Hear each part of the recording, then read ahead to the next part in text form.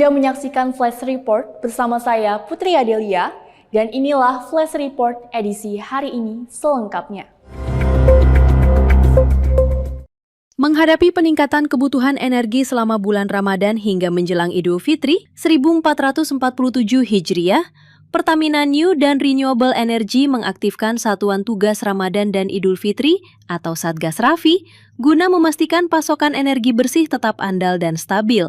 Pembentukan Satgas Rafi dilakukan Pertamina New dan Renewable Energy sebagai langkah antisipasi meningkatnya aktivitas masyarakat selama Ramadan hingga masa libur Lebaran. Dalam tugasnya, Satgas Rafi akan melakukan pemantauan operasional secara intensif terhadap seluruh portofolio pembangkit energi bersih yang dikelola perusahaan. Beberapa di antaranya meliputi pembangkit listrik tenaga panas bumi, tenaga surya, serta berbagai fasilitas energi rendah karbon lainnya yang berada di berbagai wilayah operasional. Pemantauan dilakukan selama 24 jam oleh tim operasional di lapangan maupun melalui ruang kendali yang terintegrasi dengan sistem pemantauan perusahaan. Melalui sistem New Renewable Energy Optimization and Visualization, NOVA, operasional pembangkit dapat dipantau secara real-time dari kantor pusat Pertamina New dan Renewable Energy di Jakarta. Selain itu, perusahaan juga memastikan kesiapan personel operasional, termasuk penguatan koordinasi serta penerapan sistem tanggap darurat untuk mengantisipasi berbagai situasi kritis. Dengan langkah tersebut, Pertamina New dan Renewable Energy berharap pasokan energi bersih nasional tetap terjaga dan mampu mendukung kebutuhan listrik masyarakat selama periode Ramadan hingga Idul Fitri. Tim Liputan Eljon Media melaporkan.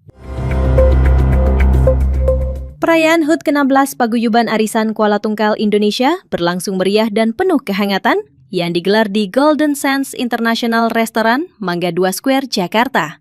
Acara yang dihadiri para anggota dan tamu undangan ini menjadi ajang silaturahmi bagi warga Kuala Tungkal yang berada di perantauan. Momentum perayaan tahun ini terasa istimewa karena dirangkai dengan pelantikan kepengurusan baru Paguyuban untuk masa bakti 2026 hingga 2030. Dalam kesempatan tersebut, Tan Su Chuan resmi dilantik sebagai Ketua Paguyuban Arisan Kuala Tungkal Indonesia. Sementara posisi Ketua harian diemban oleh Betty Gunawan. Prosesi pelantikan berlangsung khidmat dan ditandai dengan penyerahan bendera Pataka sebagai simbol amanah dan tanggung jawab dalam memimpin organisasi ke depan.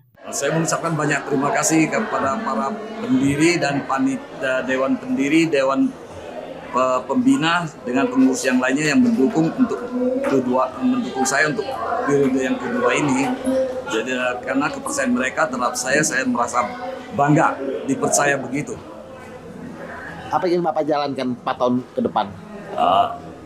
Ya seperti yang menjadi tema kita yang utama itu, bahwa kita itu ingin mempersatukan seluruh warga Kuala Tungkal dalam perantauan, dan kita dapat menyelenggarakan perayaan seperti ini tiap tahun, seperti sekarang yang ini.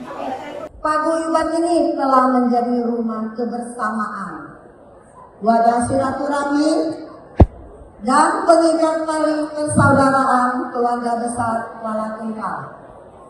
Kebersamaan inilah yang menjadi kekuatan utama kita untuk terus bertumbuh dan saling mendukung.